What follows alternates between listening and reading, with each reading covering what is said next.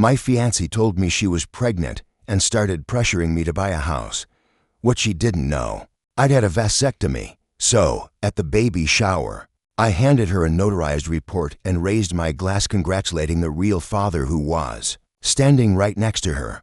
Let's rewind. I'm Tyler, 35, mechanical engineer out of Austin, Texas. I design smartific systems for high-end homes. I'm pretty chill by nature, but one thing I'm not: gullible. About 8 months ago, Harper, my then fiancée, walked into our apartment with tears streaming down her face, clutching a pregnancy test. Like it was the Holy Grail. She looked like she'd just seen an angel. Oh my God. Tyler, she sobbed. We're going to have a baby. I did what any loving fiancé is expected to do. I smiled, hugged her, kissed her forehead, told her I was over the moon.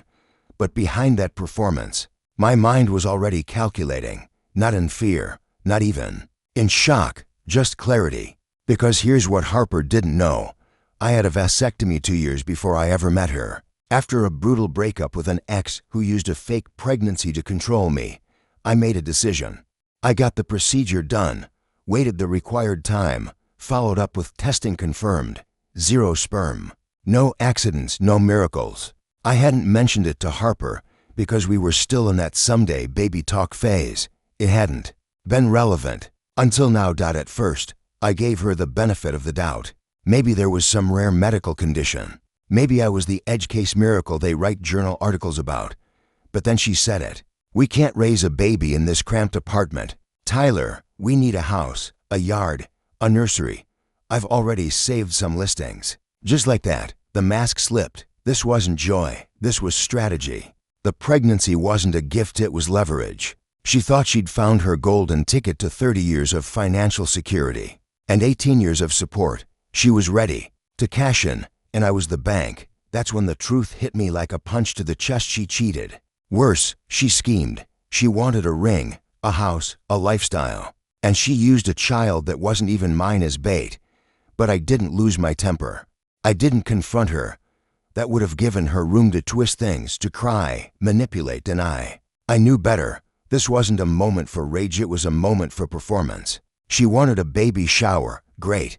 She wanted all her family, friends, co-workers there to fawn over her. Perfect. She wanted me to be the loving fiancé, doting future father. Say less. I gave her the role she thought I'd play right up until I flipped the script.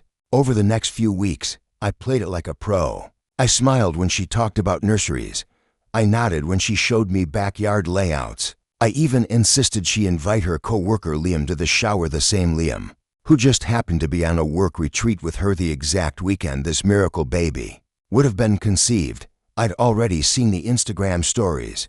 He was in every one, too close, too familiar, and always smiling at her like he knew more than he should. Instead of confrontation, I got documentation.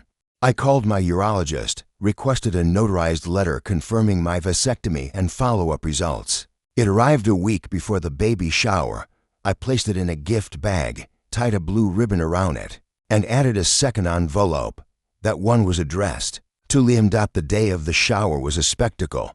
Her parents had gone all out: balloons, champagne, diaper-shaped cupcakes. Everyone showed up. Her family, my friends, co-workers, even Liam, playing the cool uncle role like a guy auditioning for Stepdad of the Year. When her mom tapped a glass and said, "Let's hear from the proud father-to-be," all eyes turned to me. Harper looked like she was glowing from the inside out. She had no idea what was coming.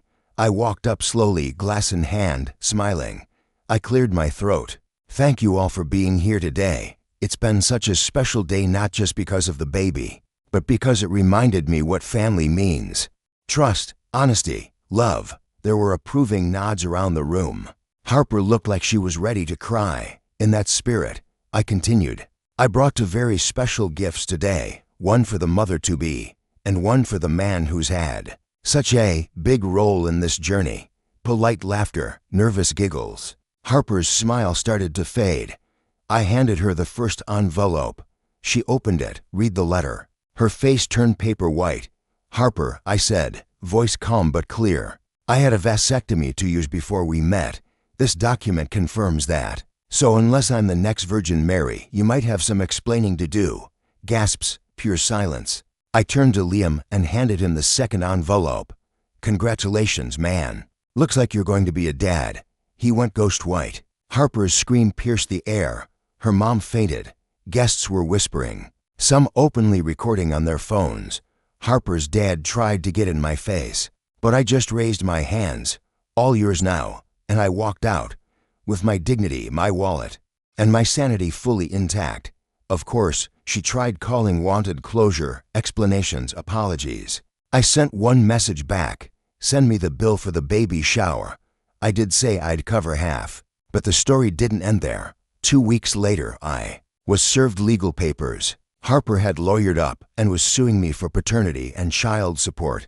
That's right, after being publicly exposed in front of 60 people, after being handed physical proof. She still tried to twist the system to trap me again.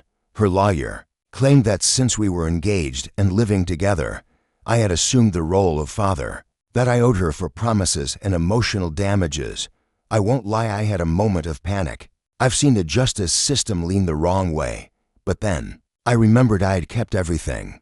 Emails, screenshots, text messages, footage from the baby shower. Liam calling her mama bear and saying, "Can't wait to meet my little guy." That toast. Yeah. Someone live streamed it on Facebook. I hired the most vicious family attorney I could find. He filed a motion to dismiss, motion for damages, subpoenaed Liam, requested Harper's phone records, location history, and birth plan forms. Liam was listed as the emergency contact. Once the baby was born, I took a court-admissible DNA test. Results: 0.00% probability of paternity is still. She tried one last desperate move, claimed I had verbally promised to raise the child, had led her to believe I'd be a father figure. My attorney handed the judge her baby shower speech where she said, "Liam's basically the baby's uncle already." The judge looked at her, looked at the documents. "Ma'am," he said flatly, "this court does not reward deception." Case dismissed, permanently. I moved out of the apartment 2 days later, blocked her on everything, filed a cease and desist when she showed up at my job crying, told building security to flag her immediately. She never came back. Liam, word is his girlfriend dumped him after the baby shower video blew up on TikTok. No, I didn't upload it. But no, I'm not upset about it either. Harper's living with her parents now, still trying to get Liam to step up. Good luck, sweetheart. He can't even handle a viral moment, let alone fatherhood. It's been 8 months. I bought a small place, nothing flashy, but peaceful, mine, paid for in full. No manipulation, no pressure. I'm seeing someone new. Now, grounded, honest. When the topic of kids came up, I told her everything. She just nodded and said, "That's your decision." I respect it. No guilt, no mind games, just peace. Fellas, trust your gut. If something feels off, it is. Harper didn't just cheat. She tried to trap me into a life I never agreed to. But I stayed patient, documented everything, played the long game. And in the end, I didn't just win, I walked away untouched. No child support, no financial ruin, no shame. Just peace, freedom, and the ability to sleep at night knowing I dodged a lifetime of lies.